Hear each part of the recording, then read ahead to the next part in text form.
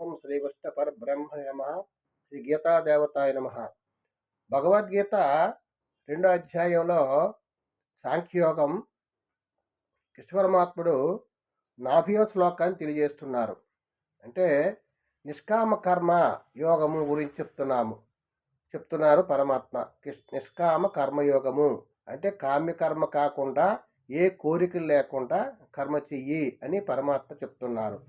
నేహావిక్రమణాసోస్తి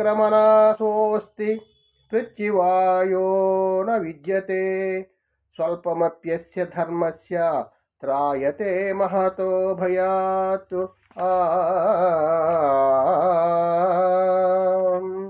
ఈ నిష్కామ కర్మయోగమును ప్రారంభించినచో దీనికి ఎన్నటికీ బీజనాశనము లేదు, దీనికి విపరీత ఫలితములే ఉండవు.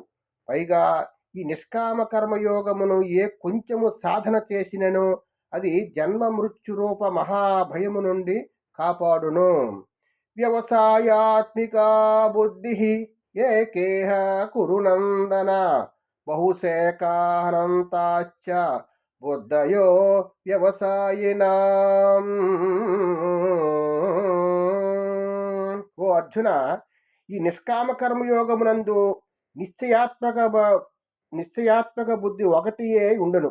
కానీ భోగాసక్తులైన వివేకహీనులు బుద్ధులు చంచలములై ఒక దారి తెన్ను లేక కోరికల వెంట నలువైపులా పరుగులు తీయుచు అనంతములుగా ఉండును. వ్యవసాయాత్మకతే మనం నిశ్చలమైన బుద్ధి ఒకటే, మన మనసు చంచలమైన మనస్సు పరిపరి విధాలుగా ఆలోచిస్తుంది. అలా కాకుండా ఒకే బుద్ధి పరమాత్మ యందు నిశ్చలమైన బుద్ధి కలిగిన వాడికి ఎటువంటి బాధ కలగదు. నిశ్చలమైన బుద్ధి కలిగి ఉండాలి. స్థిరము లేని వాళ్ళకి అనేక బుద్ధులు కలిగి ఉంటాయి, అనేక రకాల కర్మలు చేస్తారు, అనేక రకాలైనటువంటి కర్మలు చేస్తూ వాళ్ళు కర్మ అనుభవిస్తూ సుఖంగా అనుభవిస్తుంటారు. కానీ నిశ్చలమైన బుద్ధి ఒక్కటే, వ్యవసాయాత్మక బుద్ధి, ఒకే ఒక బుద్ధిని పరమాత్మ తెలియజేశారు. యామిమాం పుష్పితాం వాచం ప్రవదంచ విపశ్చితః వేదవాదరతా పార్థ నాన్యదస్తీతి వాధినః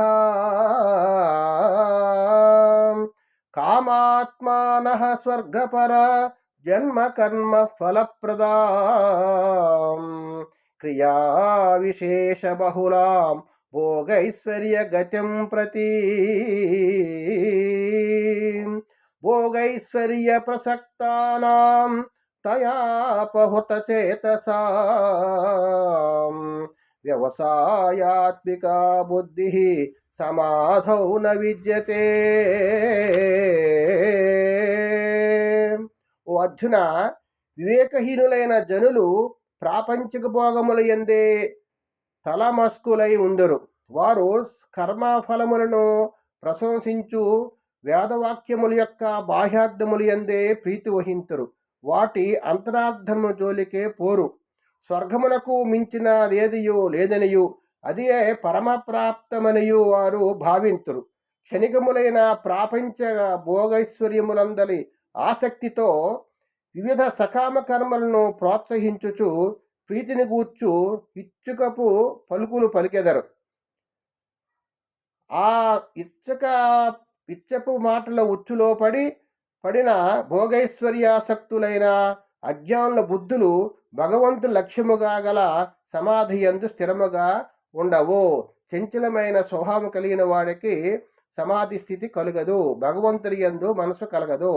ఎవరికైతే అచంచలమైన మనసు కలిగి ఉంటుందో, శుద్ధమైన మనసు కలిగి ఉంటుందో, ఎవరైతే పరమాత్మ ప్రాప్తి యందు విధంగా నిరంతరం కూడా భగవన్నామస్మరణ చేస్తూ నిరంతరం భగవద్వాక్యములో ఉంటారో వారికి నిశ్చలమైన బుద్ధి కలిగి ఉంటుందని పరమాత్మ తెలియజేశారు. హరి ఓం తత్సత్. జై గురుదేవ్. ఓం నమో నారాయణాయ.